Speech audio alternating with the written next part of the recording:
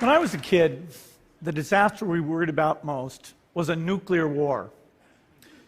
That's why we had a barrel like this down in our basement, filled with cans of food and water.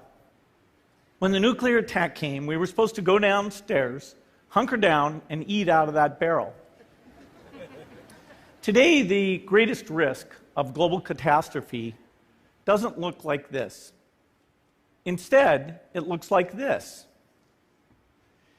If anything kills over 10 million people in the next few decades, it's most likely to be a highly infectious virus rather than a war. Not missiles, but microbes. Now, part of the reason for this is that we have invested a huge amount in nuclear deterrence, but we've actually invested very little in a system to stop an epidemic. We're not ready for the next epidemic. Let's look at Ebola. I'm sure all of you read about it in the newspaper. Lots of tough challenges. I followed it carefully through the case analysis tools we use to track polio eradication. And as you look at what went on, the problem wasn't that there was a system that didn't work well enough. The problem was that we didn't have a system at all. In fact, there are some pretty obvious key missing pieces. We didn't have a group of epidemiologists ready to go who would have gone, seen what the disease was, see how far it had spread. The case reports came in on paper. It was very delayed before they were put online, and they were extremely inaccurate. We didn't have a medical team ready to go. We didn't have a way of preparing people. Now, Médecins Sans Frontières did a great job orchestrating volunteers, but even so, we were far slower than we should have been getting the thousands of workers into these countries. And a large epidemic would require us to have hundreds of thousands of workers. There was no one there to look at treatment approaches, no one to look at the diagnostics, no one to figure out what tools should be used. As an example, we could have taken the blood of survivors, processed it, and put that plasma back in people to protect them. But that was never tried. So there was a lot that was missing, and these things are really a global failure. The WHO is funded to monitor epidemics, but not to do these things I talked about. Now in the movies, it's quite different. There's a group of handsome epidemiologists ready to go. They move in, they save the day, but that's just pure Hollywood.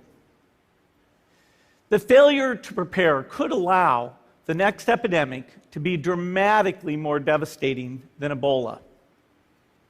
Let's look at the progression of Ebola over this year. About 10,000 people died, and nearly all were in the 3 West African countries. There's 3 reasons why it didn't spread more. The first is there was a lot of heroic work by the health workers. They found the people and they prevented more infections. The second is the nature of the virus.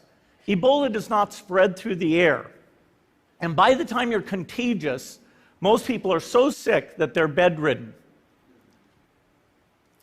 Third, it didn't get into many urban areas, and that was just luck.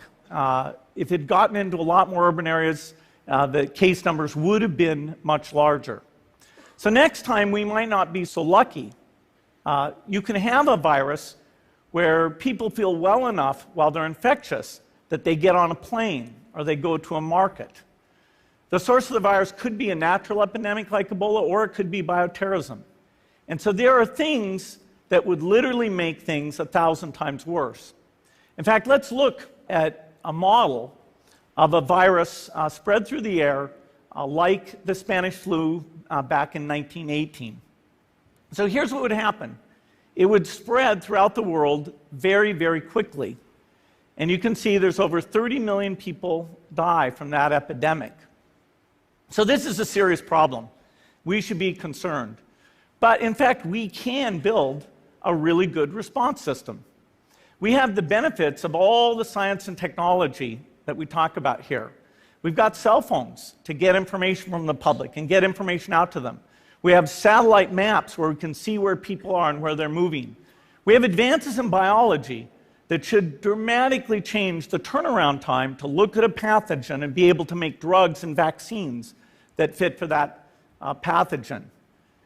So we can have tools, but those tools need to be put into an overall global health system, and we need preparedness.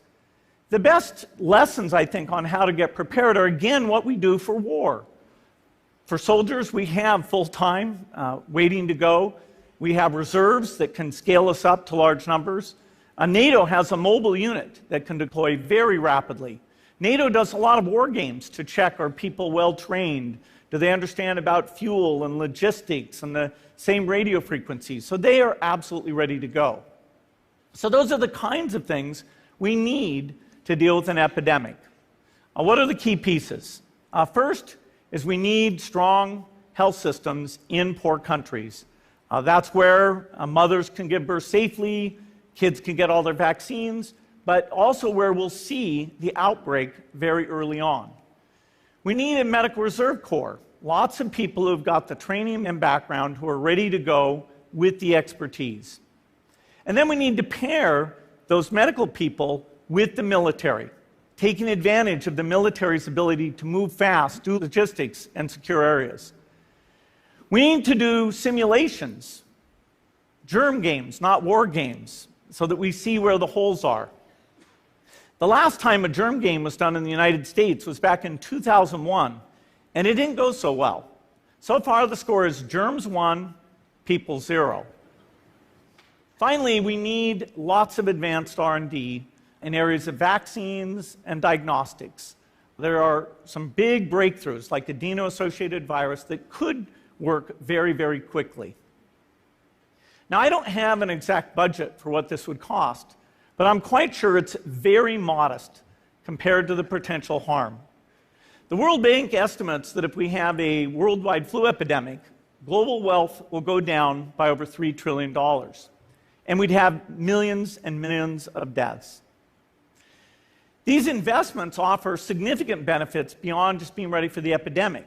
The primary health care, the R&D, those things would reduce global health equity and make the world more just as well as more safe. So I think this should absolutely be a priority. There's no need to panic. We don't have to hoard cans of spaghetti or go down into the basement. But we need to get going because time is not on our side. In fact, if there's one positive thing that can come out of the Ebola epidemic, it's that it can serve as an early warning, a wake-up call to get ready. If we start now, we can be ready for the next epidemic. Thank you.